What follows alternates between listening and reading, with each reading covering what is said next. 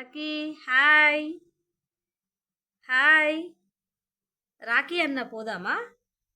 Lucky treat కావాలా నీకు? Treat ఏం ట్రీట్ కావాలి? ట్రీట్ ఇవ్వాలా? తింటావా?